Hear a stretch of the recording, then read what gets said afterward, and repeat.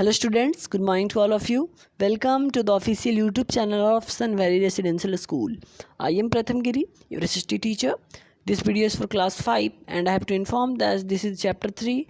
We have already covered chapter 1 and 2. अगर आपने chapter 1 और 2 की classes नहीं की है तो chapter 1 और 2 जाके आप अभी क्लास करिए, क्योंकि आंसर क्वेश्चन या तो आपको वीडियो के माध्यम से बताया जाएगा या तो आपके व्हाट्सएप ग्रुप पे भेज दिया जाएगा सॉल्यूशन करके। इसीलिए हमने आप जुड़े रहिए, ठीक है। तो अगर आप व्हाट्सएप में नहीं जुड़े हुए हैं तो आप 7667037348 इस नंबर पे आप मैसेज करिए अपना नेम और अपना क्लास तो ऐसे 5 ही है, तो आप नंबर क्लास ज़रूर मैसेज कर दीजिएगा, मेंशन और नेम, तो आपको ऐड कर लिया जाएगा। ओके, तो let's start our today's video. आज का क्लास हम लोग शुरू करते हैं।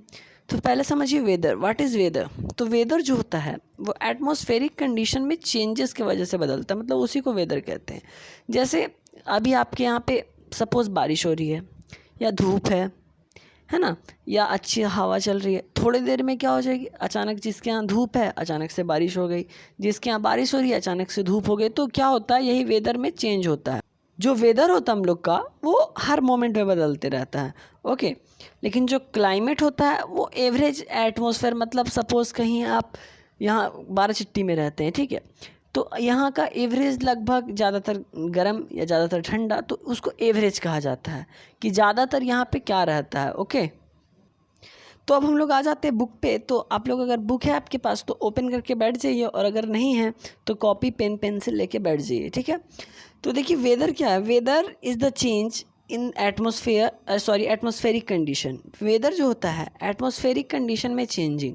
अब ये एटमॉस्फेरिक का बात क्या हुआ सर, तो देखिए सपोज़ आप ये हैं, ठीक है, तो आप कहीं ना कहीं किसी माहौल में रहते होंगे, आपके घर में है तो आपके घर के अगल बगल बहुत सारा घर है, वो किसी माहौल में आता है ना, तो वही होता है हम लोग का अगल बगल का एटमॉस्फेयर। तो जो वेदर है वो एटमॉस्फेरिक कंडीशन में चेंजेस है, हम लोग के अगल बगल जो चेंजेस होते रहती हैं। अभी हवा है, अभी अचानक से गर्मी लगने लगी, तो वो सब क्या होता है, एटमॉस्फेरिक चेंजेस होते हैं, ठीक है। तो जो चेंज होता है एटमॉस्फेरिक कंडीशन में वही कहलाता है weather. Weather is the change in atmospheric condition. जैसे में टेम्परेचर, रेनफॉल एंड विंड्स, जैसे में टेम्परेचर हो गया, रेनफॉल हो गया और विंड्स हो गया। तो पहले समझिए टेम्परेचर क्या होता है।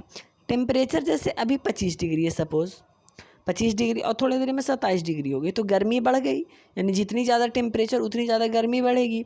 यानी हम लोग का क्या हो जाएगा, टेम्परेचर में कभी चेंजिंग होते रहता है। जैसे अभी 29 है, अभी मिनट में 30 हो गया, फिर अचानक से ठंडा हवा बहने लगा तो 28 27 हो गया। फिर रेनफॉल, जैसे अभी बारिश हो रही है, अभी नहीं हो रही है, नहीं हो रही, तो ये सब क्या होता है, हर मोमेंट में चेंज होते रहता है। विंड्स हो गया, तो कभी गर्म हवा, कभी ठंडा हवा, कभी हवा चलता ही नहीं है, कभी स्पीड चलता है, कभी स्लो चलता है, ठीक है। Weather keeps on changing every moment. मैंने आपको बताया था कि वेदर जो है हर मोमेंट में चेंज होते रहता है, पल पल में चेंज होता है वेदर।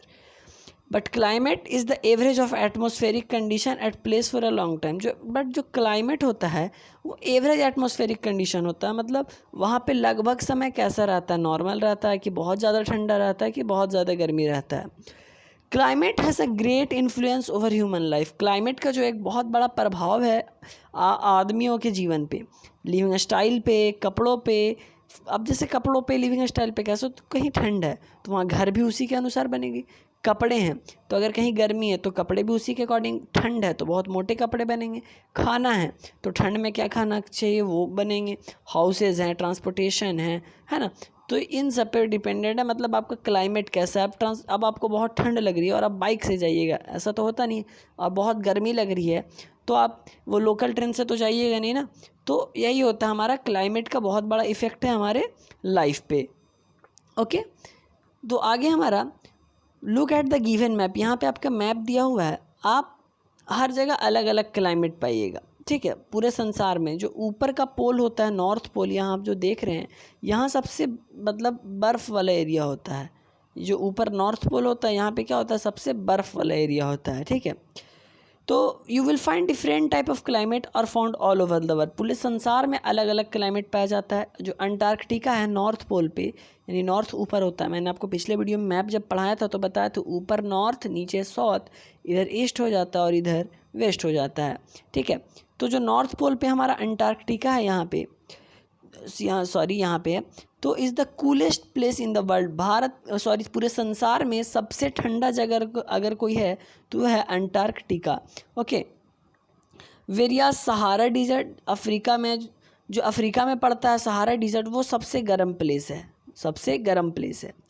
और उसके बाद है हमारा लिखा हुआ Mawsynram in India is the region of maximum rainfall in the whole world. जो इंडिया में ये एरिया है मौसिनराम, यहाँ पे सबसे ज़्यादा, पूरे संसार में सबसे ज़्यादा बारिश अगर होती है कहीं तो होती है मौसिनराम। ये पड़ता है मेघालय में, इंडिया के मेघालय में। ये देखिए, अगर सपोज़ ये देखिएगा, अगर आप इंडिया का मैप है तो मैं आपको मेघालय दिखा देता हूँ कहाँ पे है।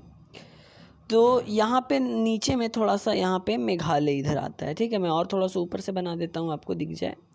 ये सपोज़ हमारा इंडिया का मैप है, तो ये रहा हमारा अरुणाचल प्रदेश, तो इधर में मेघालय पड़ता है यहाँ पे, ठीक है। यहाँ पे ऊपर में असम है हमारा, उसके नीचे मेघालय है।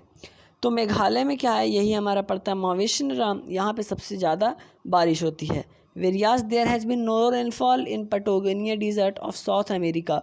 साउथ अमेरिका में जो पटागोनिया डिज़र्ट है वहाँ पे कोई भी बारिश नहीं होती है फॉर ओवर 100 ऑफ ईयर्स, सैकड़ों सालों तक कोई बारिश नहीं होती है, ठीक है। तो साउथ अमेरिका में जो पटागोनिया डिज़र्ट है वहाँ पे कोई भी बारिश 100 साल तक नहीं होती है। Strong winds flow on the eastern coastal areas of China.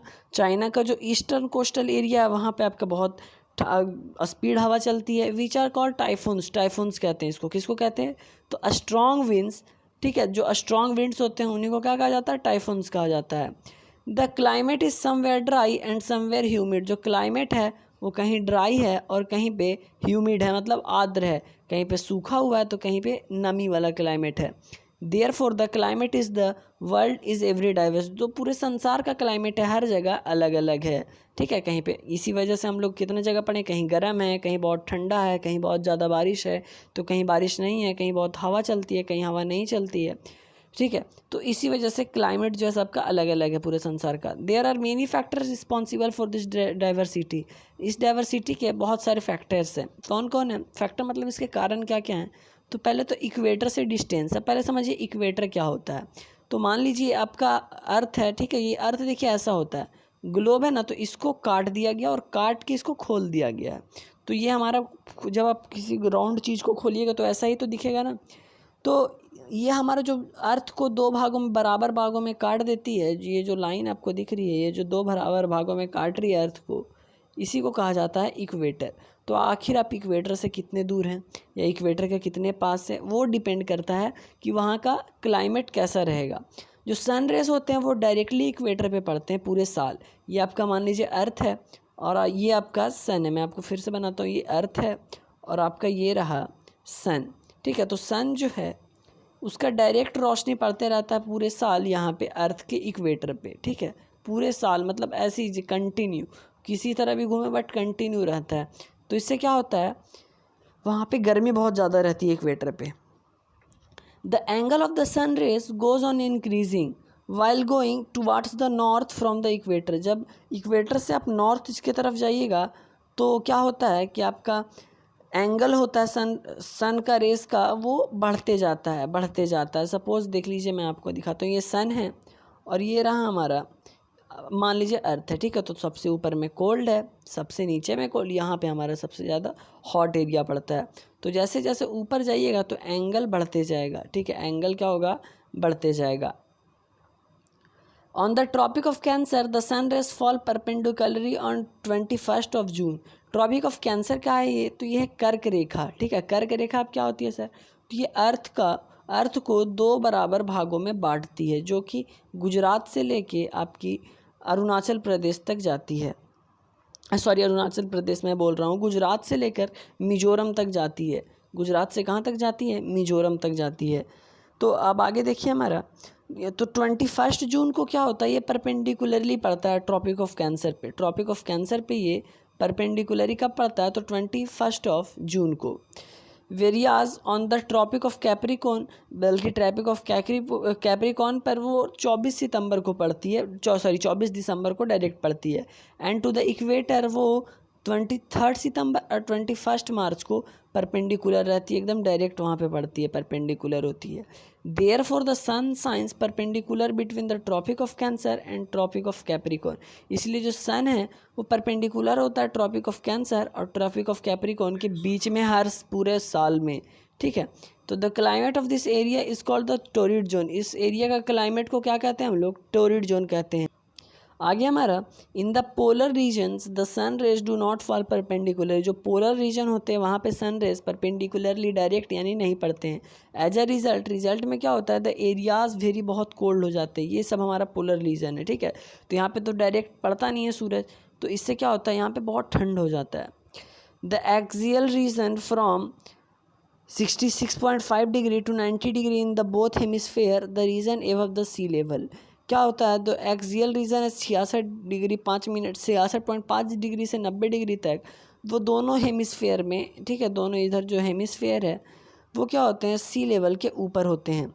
In the northern hemisphere में the region between the arctic circle and the south pole 90 degree is called southern cold zone. अगर आपने पिछला क्लास नहीं किया तो कर लीजिए, globe और मैप में सारी की सब बातें डिस्कस हो गई हैं कि आर्कटिक रीजन क्या है, फिर आपका साउथर्न पोल क्या है, हेमिस्फेयर क्या है, नदर्न हेमिस्फेयर क्या है। तो जो नदर्न हेमिस्फेयर होता है, वो जो एरिया होता है उनके बीच आर्कटिक सर्कल और साउथ पोल के बीच, उसको हम लोग कहते हैं साउथर्न कोल्ड जोन। उसको क्या कहते हैं हम लोग? Southern cold zone. The temperature in this region is always very low. तो जो टेम्परेचर होता है इस रीजन का वो हमेशा क्या होता है? ठंडा होता है। Cold cyclones are very frequent in this reason.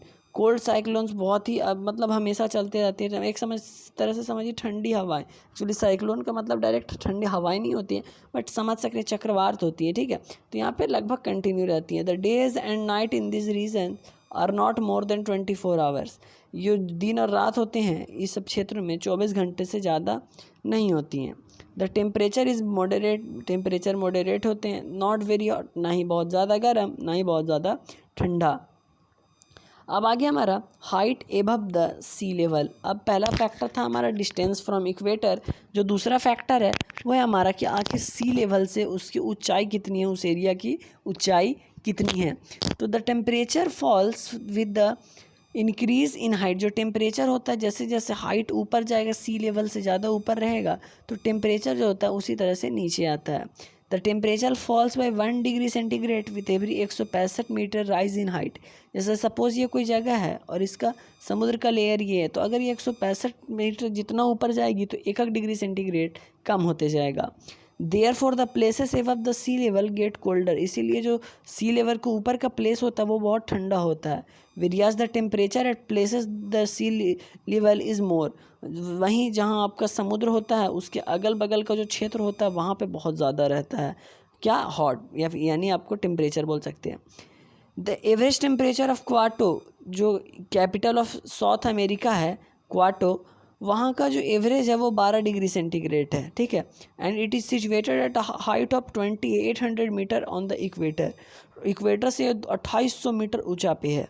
In India the capital of Meghalaya, Shillong जो है कि मेघालय का capital, and capital of West Bengal, Kolkata जो है वेस्ट बंगाल का कैपिटल। ये सब कुछ एक्सिस है, ठीक है। Shillong is colder than Kolkata. Shillong जो है कोलकाता से ज़्यादा ठंड है। ड्यूरिंग समर, गर्मी में, because Shillong is situated at गर्मी में क्या होता है? शिलोंग ज़्यादा ठंडा होता है कोलकाता से। Because Shillong is situated about 1400 metre side, क्योंकि शिलोंग जो है वो लगभग 1400 मीटर ऊंचाई पे खड़ा है। फिर से समझिए, शिलोंग कोल्डर होता है कोलकाता से कब? समर में। क्यों? तो क्योंकि शिलोंग जो होता है वो 1400 मीटर हाइट पे है। सिमिलरली जलंधर इन पंजाब, जो पंजाब में जलंधर है, एंड शिमला, और शिमला में the capital of Himachal Pradesh have a different climate. इसी तरह जो पंजाब में जलंधर और शिमला है और हिमाचल प्रदेश का जो कैपिटल भी है Shimla, have a different climate. इनके पास अलग अलग क्लाइमेट है। Because Shimla is at higher location than Jalandhar. जो शिमला जो है जलंधर से हायर लोकेशन पे है। आगे हमारा डिस्टेंस फ्रॉम सी लेवल, तो इसको हम लोग करेंगे नेक्स्ट क्लास में कवर। आज के लिए हम लोग इतना ही रखते हैं। तो नेक्स्ट क्लास के लिए आप हमारे चैनल को फटाक से सब्सक्राइब करिए, सन वैली रेसिडेंशियल स्कूल को। और एक सपोर्ट और आप लोग का चाहिए हम लोग के स्कूल को आपकी अगल बगल जो भी बच्चे हैं जिनके पास नहीं है ऑनलाइन क्लासेस के फैसिलिटी, आप उनको भी दिखा सकते हैं वीडियो, कोई भी चार्ज नहीं लगेगा उनका, ठीक है। या फिर आप लोग का भी कोई भी चार्ज ऑनलाइन क्लासेस का नहीं लिया जा रहा है, तो इसके लिए कोई भी टेंशन आप लोग को नहीं लेना। और दूसरों को भी सपोर्ट करें, दूसरों को सपोर्ट करिएगा तो खुद का सपोर्ट ऑटोमेटिक होगा, ठीक है। तो आज के लिए इतना ही हम लोग का, तब तक के लिए जय हिंद, वंदे मातरम, भारत माता की जय, have a nice day, take care.